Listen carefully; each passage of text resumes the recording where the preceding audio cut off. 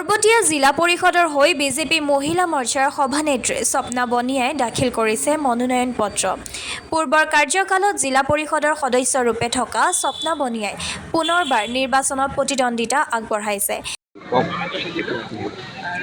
গতিকে মই আপোনালোকৰ মাধ্যমেৰে সমগ্ৰ অসমকে মই ৰঙালী বিহুৰ শুভেচ্ছা জনাইছোঁ আৰু দলৰ ওচৰত মই চিৰকৃতজ্ঞ, কাৰণ এইবাৰৰ সৈতে তৃতীয়বাৰলৈ মোক পৰ্বতীয়া জিলা পৰিষদ হিচাপে তেখেতসকলে মোক টিকেট প্ৰদান কৰিছে আৰু মই যোৱাবাৰ জিকি মই ৰাইজৰ সেৱাত মই ব্ৰতী হৈ আছিলোঁ।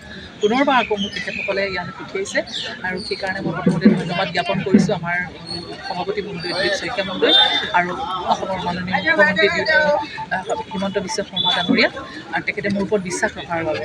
গতিকে অনাগত দিনত মই যিমান পাৰোঁ সিমান কষ্ট কৰি পেলাই ৰাইজৰ মাজত সোমাই বিপুল ভোটত জয় কৰিবলৈ চেষ্টা কৰিম।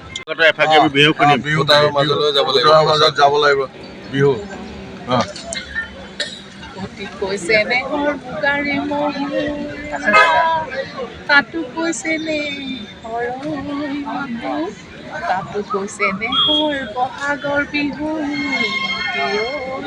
নে পাতি কেনেকৈ থাকো। একেদৰেই ডেকাৰগাঁও জিলা পৰিষদৰ বাবে বিজেপিৰ সমৰ্থিত প্ৰাৰ্থী জয়ন্ত বৰাই দাখিল কৰিছে মনোনয়ন। বাহিৰত দেখা পোৱা গৈছে দলীয় কৰ্মীৰ সমৰ্থকৰ ভিৰ। মোৰ ডেকাৰগাঁও জিলা পৰিষদ 27/13 ডেকাৰগাঁও জিলা পৰিষদ। কি ক'ব? মই সম্পূৰ্ণ আশাবাদী। ৰাইজে যিহেতু ভাৰতীয় জনতা পাৰ্টীৰ দুইখন চৰকাৰৰ ওপৰত ইমান বিশ্বাস, আৰু সেই বিশ্বাসৰ অংশৰূপে মই এই জিলা পৰিষদৰ পৰা নিৰ্বাচিত হৈ এই যি চৰকাৰৰ উন্নয়নমূলকৰ পৰা আৰম্ভ কৰি অন্যান্য বিভিন্ন পথত মই নিজকে অংশীদাৰ হ'ব পাৰিম বুলি মই খুব আশাবাদী, আৰু ৰাইজৰো এই ক্ষেত্ৰত মই খুব আশাবাদী, ৰাইজৰ ক্ষেত্ৰত মই খুব কামখিনি কৰিব পাৰিম বুলি মই ভাবোঁ। আপোনাৰ প্ৰতিদ্বন্দ্বী কোন বুলি ভাবে?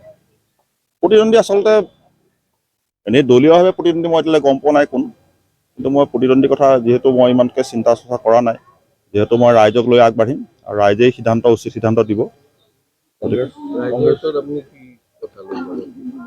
আমাৰ মাননীয় মুখ্যমন্ত্ৰী হিমন্ত বিশ্ব শৰ্মাদেৱ, মাননীয় প্ৰধানমন্ত্ৰী নৰেন্দ্ৰ মোদীদেৱৰ আমাৰ ৰাইজৰ প্ৰতি যি চিন্তা চৰ্চা, তেখেতসকলৰ যি উন্নয়নমূলক যাত্ৰা, সেই যাত্ৰাত আমাৰ পঞ্চায়তসমূহ, জিলা পৰিষদ সেই যাত্ৰাৰ অংশীদাৰী হওক আৰু ৰাইজৰ কাম হওক, সেইখিনিয়ে মোৰ লক্ষ্য। কংগ্ৰেছ ফেক্টৰ হ'ব নেকি? ভবা নাই মই তেনেধৰণে।